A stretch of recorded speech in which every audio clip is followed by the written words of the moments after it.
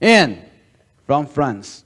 Considering the time in France, you know that how busy and how industrial they have to be. Oh, so all of them are here. Good to see all of you. So, hello, please say hi to everyone and also to the audience here. Good. Yeah. So hi, without everyone. further ado, I will, hold on.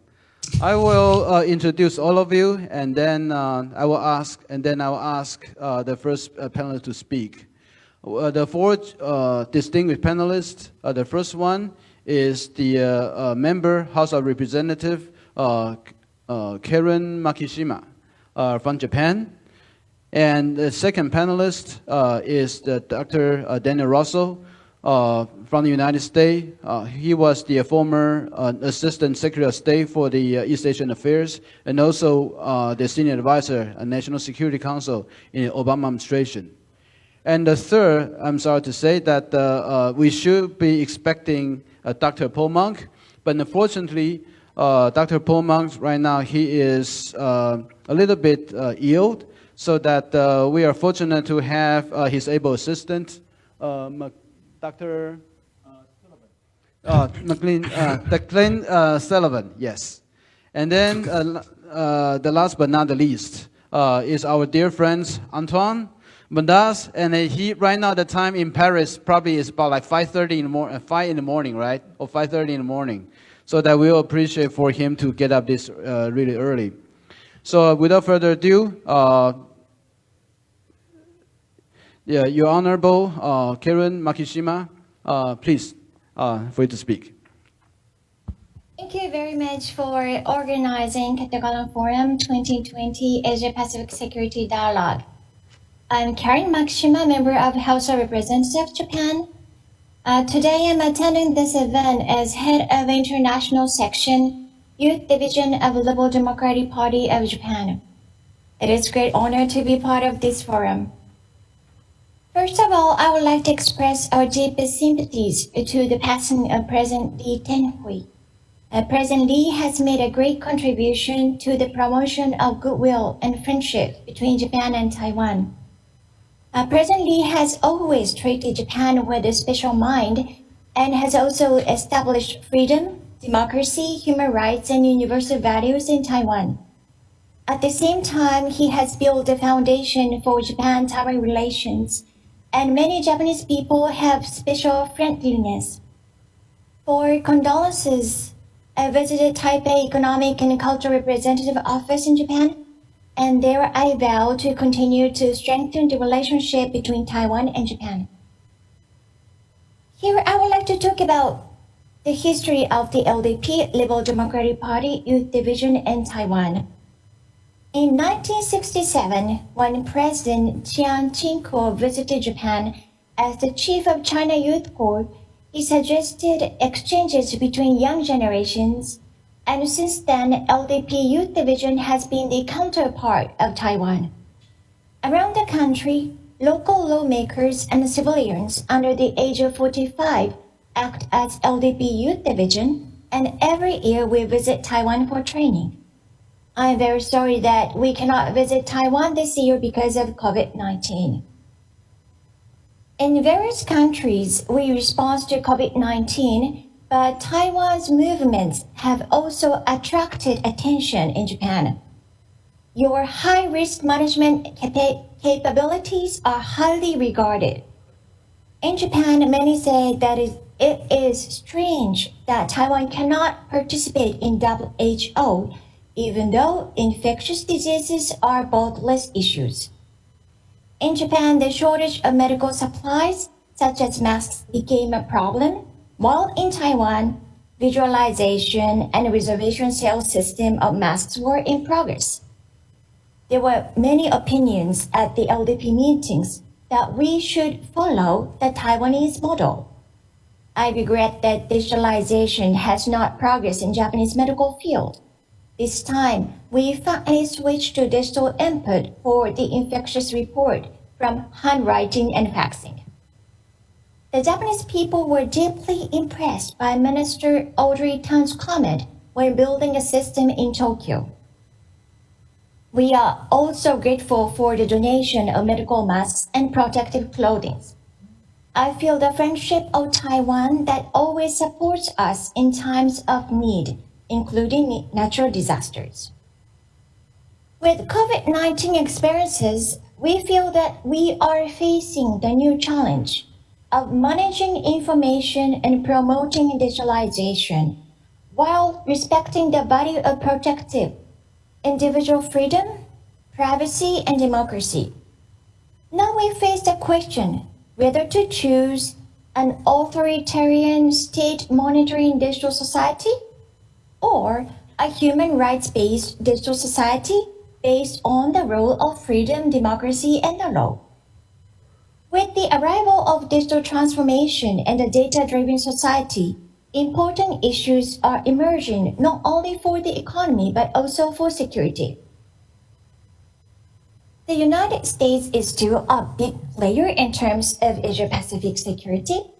A reduced U.S. commitment to Taiwan's security would accelerate China's growing relative power in the Taiwan Strait, potentially increasing the risk of armed conflict.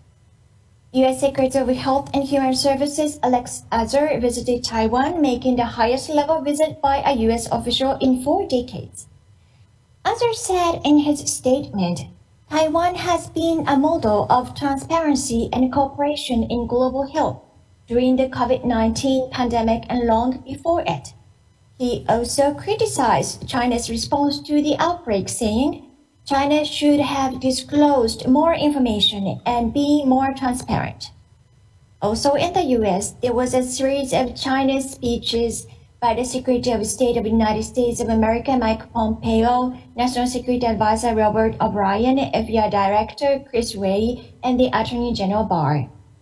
Ambassador O'Brien said in his address in Czech, "What's happening now isn't Cold War 2.0. The challenge of resisting the CCP threat is in some ways much more difficult.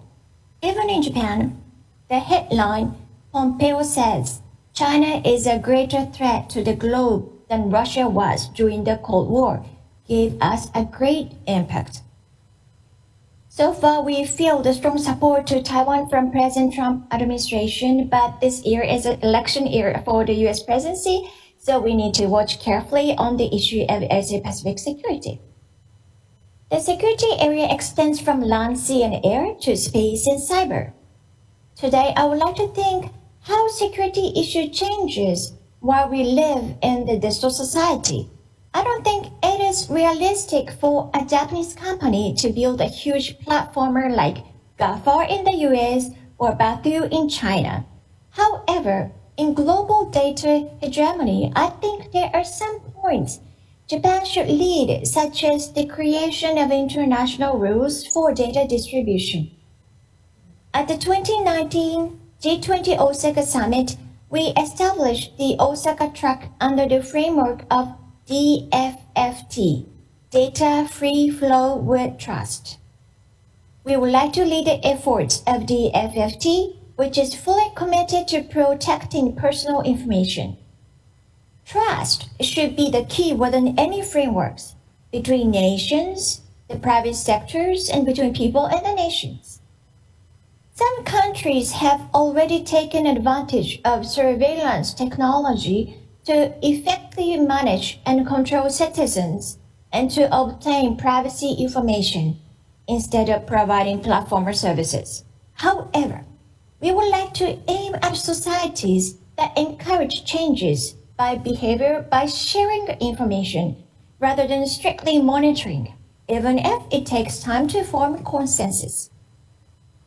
Furthermore, it is necessary to continue to create a model that innovation to support people's lives can occur in liberal democratic countries and not in countries that ignore human rights and privacy.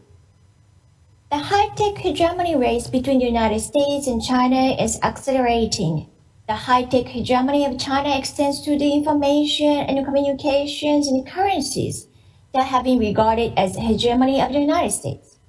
We are entering the era of economic security, where the economy and security are closely linked.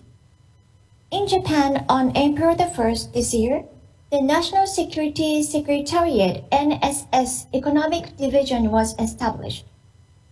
It is response to China's economic statecraft, which affects the diplomacy and business activities of other countries through economical means. There is a sense of caution that Japanese companies with advanced technology may be cheaply acquired by Chinese companies due to the sharp drop in stock prices accompanying the spread of COVID-19.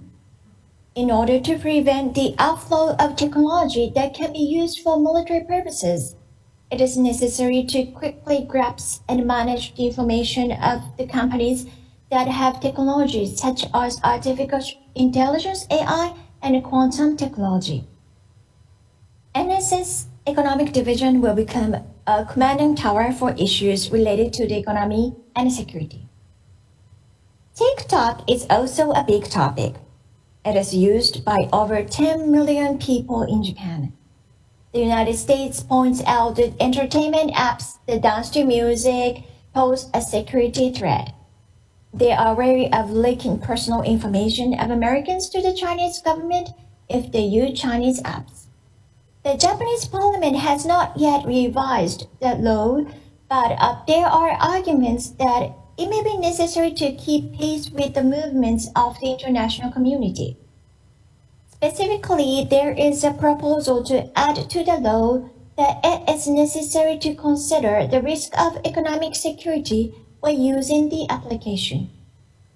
In addition, since there are many tourists from China in Japan, we have introduced WeChat Pay and Alipay at restaurants and souvenir shops, but it is intended for inbound people from China, and it is not supposed to be used by Japanese people.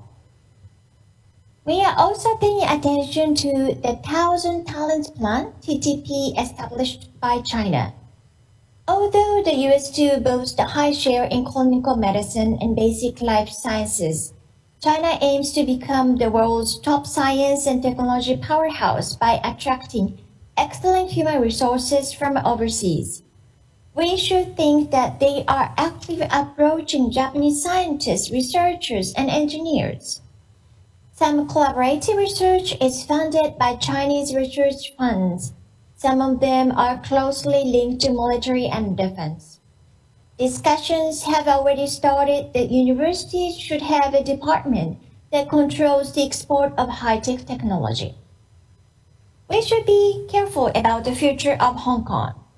After the enforcement of the Hong Kong National Security Law, Internet-related companies in the United States and South Korea have begun to move from Hong Kong to other regions or shut down servers that store data. Global Financial Centers Index showed this year Hong Kong has fallen its ranking as the financial hub from 3rd to 6th.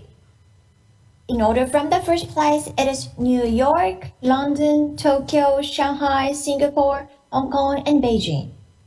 To establish the biggest financial hub in Asia, Tokyo is trying to attract foreign human resources from Hong Kong in specialized and technical fields such as financial groups. Singapore is a rival, but the LDP is preparing for it while arranging hearings from Japanese experts working in Hong Kong. In this way, the theme of security is expanding from the conventional movements of land, sea, and air to the less visible ones, such as information and technology. Today, I wanted to share the idea that we should be more aware of our approach through economic activities and digital transformation. Especially in the era of post-COVID-19, supply chains are reviewed and new innovations will be promoted. Therefore, we, Taiwan and Japan, who share the values of freedom, democracy, and the rule of law, should form global rules and cooperate with each other. I think that will become more important in the post-COVID-19 society. Lastly, I have to mention that in Japan, we are now in the middle of presidential election of LDP. Since today is the first day of this election, I'm very sorry that I have to leave early. Today, I cannot answer to your questions, but I'm looking forward to seeing you again in the near future. Thank you very much. Thank you, Your Honorable Dr. Makishima. I know you are very busy and you have your other obligation to fill, so that you need to leave early. But I also thank you for touching upon a very wide range of issues, from the security across the Taiwan Strait, Chinese aggression, to the health issue, as well as Japan's role in combating the COVID-19, as well as Japan's role in advancing the digital safety issue in the whole world. So next, I'd like to invite